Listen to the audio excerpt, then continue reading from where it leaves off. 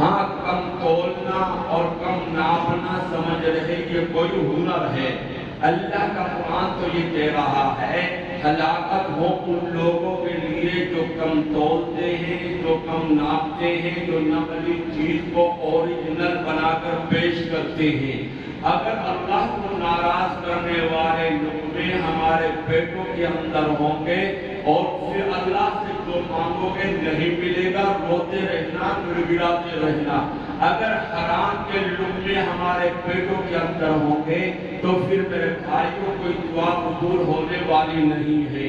حضرت سعد بن وقاص رضی اللہ تعالیٰ عنہ نے ایک مرتبہ نبی کریم صلی اللہ علیہ وسلم سے سوال کیا، فرمایا یا رسول اللہ میرے لیے دعا کر دیجیے تاکہ میں مستجاب الدعوات ہو جاؤں، میں ایسا بندہ بن جاؤں اللہ سے جو مانگو وہ اللہ مجھے عطا کر دے، اللہ سے جو سوال کروں اللہ میرے سوال کو پورا کر دے۔ تو میرے نبی حضرت علیہ السلام نے فرمایا سعد اپنے لقمے حلال کر لو، اللہ سے جو مانگو گے ملے گا، اللہ سے جو سوال کرو گے ملے گا۔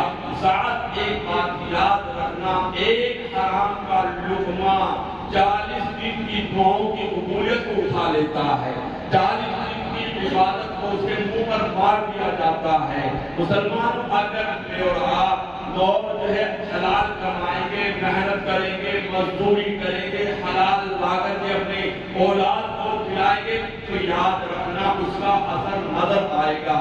پھر اولاد اللہ کی ولی بن کر آئے گی، پھر اولاد اللہ کی دوست بن کر آئے گی، پھر اولاد عالم دین بن کر آئے گی، پھر اولاد حافظ قرآن بن کر آئے گی۔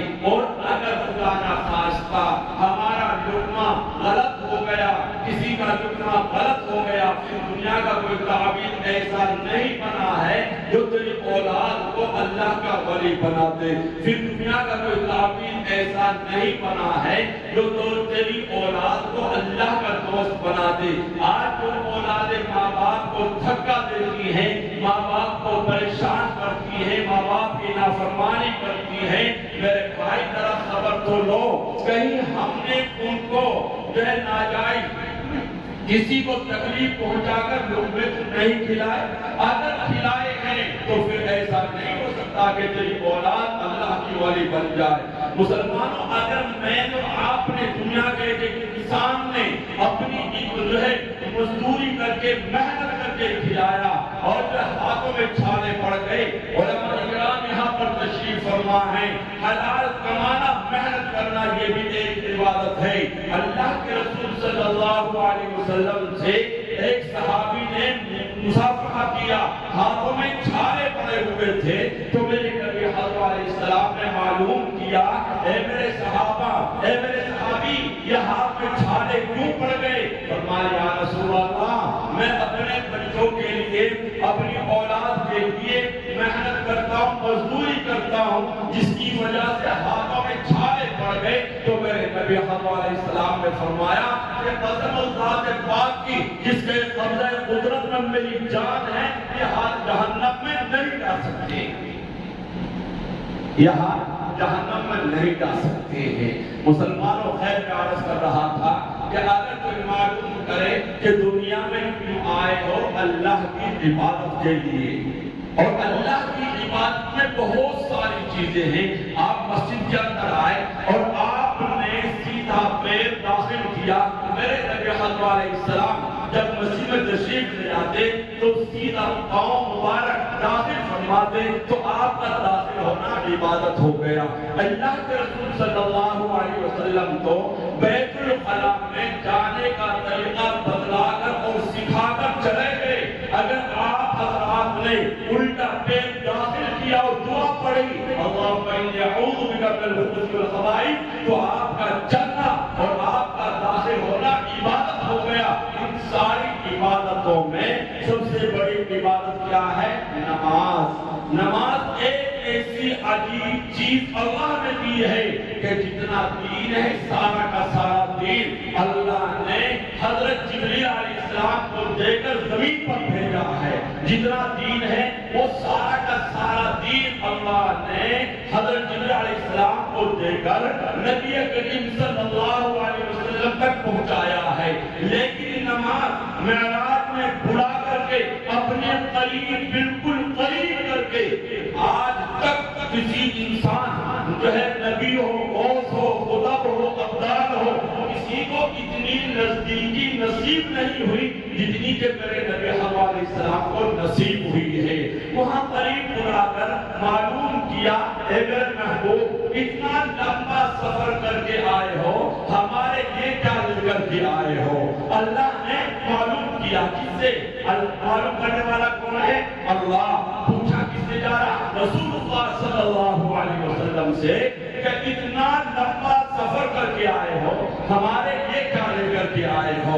تو میرے نبی علیہ السلام نے فرمایا مولا یہ پیشانی آپ کے لیے، یہ دل آپ کے لیے، مولا میرا دل خالی ہے غیر سے، مولا میری زندگی، میری جان، میرا مال، میرے جو ہے ساری چیز آپ پر قربان ہے، مولا آپ کے لیے خاص رکھا ہے، خاص کر رکھا ہے، مولا اس میں نے کسی کو شریک نہیں کیا۔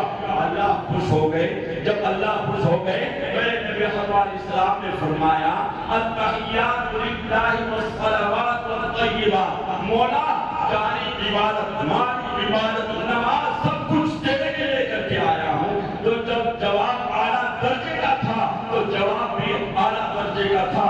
جب اللہ تبارک و تعالیٰ نے فرمایا السلام علیکہ ایھا النبی ورحمۃ اللہ وبرکاتہ، یعنی عبادت کا تحفہ بندے کی طرف سے پیش کیا جا رہا، سلام اور رحمتوں اور برکتوں کا تحفہ مولا کی طرف سے اعلان کر دیا گیا۔ السلام علیکہ، سلام ہو تیرے اوپر، ایھا النبی، اے نبی، ورحمۃ اللہ وبرکاتہ، اور اللہ کی رحمت، یعنی اللہ خود بیان کر رہا ہے، خود عرض کر رہا، کیا وہ انداز ہوگا، کیا وہ عجیب انداز ہوگا، کیا وہ کیفیت ہوگی، ہم اپنے الفاظ میں بیان نہیں کر سکتے، ہمارے اندر وہ ہمت اور طاقت نہیں ہے، یعنی ایک عاشق اور معشوق، ایک محب اور محبوب میں جو باتیں ہوئی ہیں، سبحان اللہ۔ مسلمانوں قربان جائیے میرے تیرے نبی علیہ السلام پر، زمین پر نہیں، ساتوں آسمان پر نہیں، ساتوں آسمان سے آگے سے سدرۃ المنتہا سے آپ کے لیے رف رف لایا گیا تھا، آپ کو اس پر بٹھایا گیا تھا، اس رف میں مسرت میں ہزاروں پردے طے کیے، ہزاروں پردے طے کیے، جب جا کر کے اللہ کے قریب ہوئے۔ میرے نبی علیہ السلام جب جا کر کے اللہ کے قریب ہوئے، وہاں ملکوت السماوات، وہاں ناز و نیاز کی باتیں ہوئی، وہاں ملکوت السماوات والارض کو دکھلایا گیا، جنت دکھائی گئی، جہنم دکھائی گئی، اور یہ اعمال کی شکلیں دکھائی گئی، اعمال کو شکل میں بنا کر پیش کیا گیا۔ یہ کیا ہے؟ یہ ہے، یہ کیا ہے؟ یہ ہے، یعنی حضرت جبرائیل علیہ السلام کے ذریعے سے سارا کچھ بتا دیا۔ جھوٹ بولنے والوں کا کیا حال ہو رہا ہے، اگر سود کھانے والوں کا کیا حال ہو رہا ہے، علم چھپانے والوں کا کیا حال ہو رہا ہے، یعنی سارا کچھ بتا دیا اور کہا سارے پردے ہٹا دیے، لے میرے محبوب آج تک بغیر دیکھے میرے کام کی تبلیغ کرتا رہا، میں بھی ایسا اللہ ہوں کیا ساری چیزوں سے پردے ہٹا کر آج ساری سچائیاں، آج تجھے ساری سچائیاں اور ساری حقیقتیں براہ راست دکھا دوں گا۔ جنت کا تو نے تذکرہ کیا، جہنم کا تو نے تذکرہ کیا، جنت اور جہنم کی نعمتیں اور زحمتیں بتلائی، یہ آج خود اپنی آنکھوں سے دیکھ لے۔ مسلمان اللہ تبارک و تعالیٰ نے آج خود اپنی آنکھوں سے دیکھ لے۔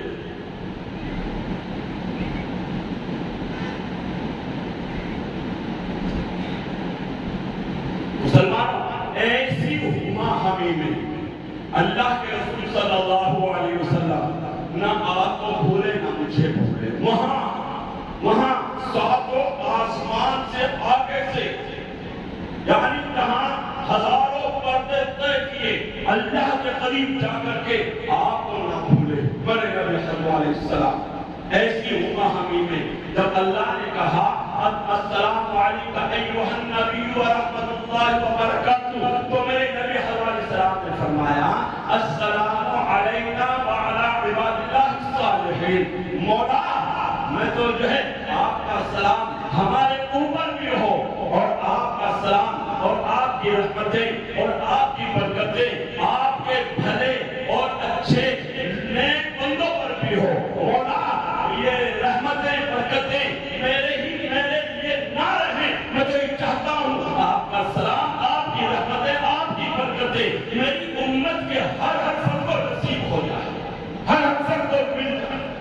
لیکن آج مسلمان کون سے راستے پر جا رہا ہے؟ جب ہمارے یہاں ہم اپنے گھروں پر نظر دوڑائیں مسلمانوں، ہم اللہ کے رسول صلی اللہ علیہ وسلم کو بھلا دیتے ہیں۔ اللہ کے رسول صلی اللہ علیہ وسلم نے نوجوانوں کو یاد رکھا، بزرگوں کو یاد رکھا، مردوں کو یاد رکھا، عورتوں کو یاد رکھا، یعنی اللہ تبارک و تعالیٰ کے قریب جا کر کے مولا میں تو یہ چاہتا ہوں آپ کا سلام اور آپ کی رحمتیں اور آپ کی برکتیں میری امت کے ہر فرد کو نصیب ہو جائے۔ آج یہ مسلمان، یہ امت آج ہم یہ چاہتے ہیں میرا پردھان جی خوش ہو جائے، ہمارا ذمہ دار خوش ہو جائے، اللہ کے رسول صلی اللہ علیہ وسلم کہا جائے، مجھے اس سے کوئی مطلب نہیں ہے۔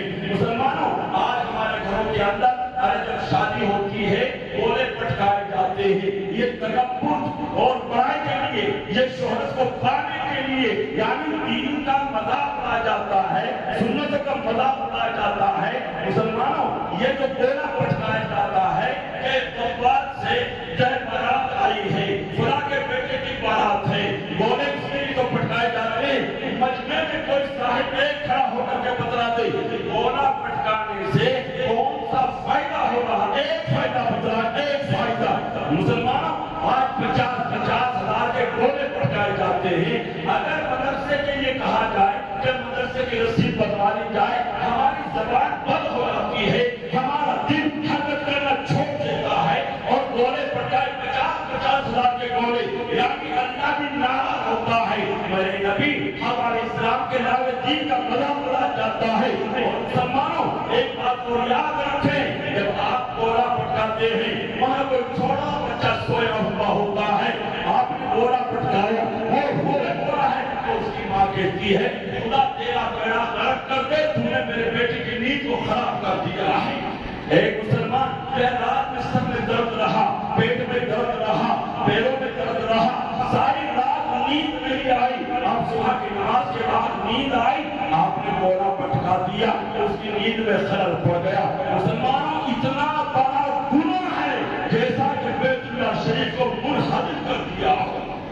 ایک مسلمان کو تکلیف پہنچانا، ایک مسلمان کو ٹھیس پہنچانا اتنا بڑا گناہ ہے جیسا کہ بیت اللہ شریف کو منہدم کر دیا۔ اللہ کے رسول صلی اللہ علیہ وسلم کا فرمان ہے، گولا پٹکانے سے کون سا فائدہ ہوگا؟ ایک فائدہ بتلاؤ۔ مسلمانوں، اتنا بڑا گناہ ہے کہ تکبر اور بڑائی کی اور شہرت کی وجہ سے ہم لوگ گولا پٹکاتے ہیں۔ جب بات سے فلاں کے بیٹے کی بارات آ رہی ہے یا فلاں کے بیٹی کی بارات آ رہی ہے، مسلمانوں ہم شامیانے لگائے جاتے ہیں اور ہمارے پڑھاتے اتنا بڑا گناہ ہے تکبر اور بڑائی کو جتانا، اسے ایمان جانے کا خطرہ رہتا ہے۔ اللہ کے رسول صلی اللہ علیہ وسلم کے چچا ابو طالب آپ سے بڑا پیار کرتے تھے، آپ سے بڑی محبت کیا کرتے تھے۔ آپ کے چچا اگر ایمان سے محروم رہے تو اس تکبر اور بڑائی کی وجہ سے محروم رہے۔